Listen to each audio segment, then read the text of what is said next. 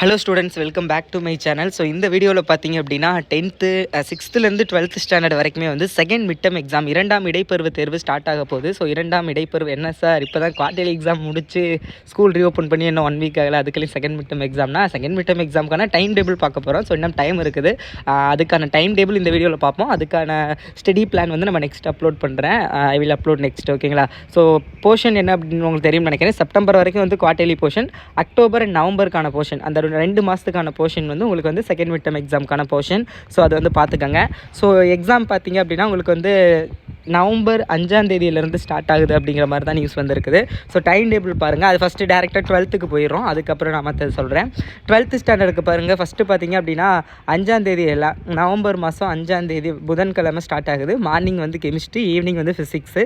அதே மாதிரி 6ஆம் தேதி மார்னிங் தமிழ், ஈவினிங் மேத்தமெட்டிக்ஸ். 7ஆம் தேதி மார்னிங் வந்து கம்ப்யூட்டர் சயின்ஸு, இங்கிலீஷு, ஈவினிங் வந்து சுவாலஜி காமர்ஸு. 8ஆம் தேதி மார்னிங் வந்து ஒரு நிமிஷம் 8ஆம் தேதி மார்னிங் பார்த்திங்க அப்படின்னா மேத்தமெட்டிக்ஸு, அண்ட் ஈவினிங் பார்த்திங்க அப்படின்னா கம்ப்யூட்டர் சயின்ஸு, கம்ப்யூட்டர் அப்ளிகேஷன்ஸ் போன்ற சப்ஜெக்ட்டு. சாரி, மார்னிங் வந்து ஃபிசிக்ஸு, ஈவினிங் வந்து கம்ப்யூட்டர் சயின்ஸு, ஓகேவா? ஸோ அதே மாதிரி உங்களுக்கு 11th ஸ்டாண்டர்டுக்கான டைம் டேபிள் இருக்குது. ஸோ இதே மாதிரி 10th ஸ்டாண்டர்டுக்கு பார்த்துடுறோம், சொல்லிடுறேன், அதை வந்து பார்த்துக்கோங்க. அண்ட் இந்த டைம் டேபிள் பார்த்திங்க அப்படின்னா this is the tentative time table. அதாவது ப்ராபப்ளி இந்த டேட்டில் தான் வந்து மேக்ஸிமம் ஆஃப் த டிஸ்ட்ரிக்டில் எப்போவுமே ஸ்டார்ட் பண்ணுவாங்க. ஸோ அதை அடிப்படையாக வச்சு டென்டேட்டிவ் டைம் டேபிள் க்ரியேட் பண்ணியிருக்காங்க. இது எதுக்காக அப்படின்னா எக்ஸாமுக்கு இன்னும் 1.5 மந்த் இருக்குல்ல.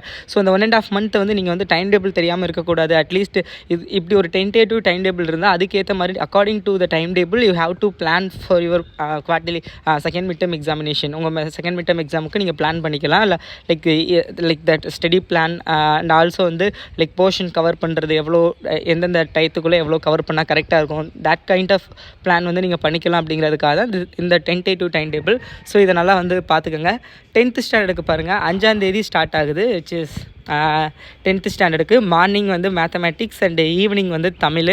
ஸோ அதேமாதிரி 6ஆம் தேதி மார்னிங் வந்து சோசியல் சயின்ஸ், ஈவினிங் இங்கிலீஷு. 7ஆம் தேதி ஈவினிங் வந்து 8ஆம் தேதி ஓகேங்களா மார்னிங் வந்து science. Okay, so this is the time table for 10th standard.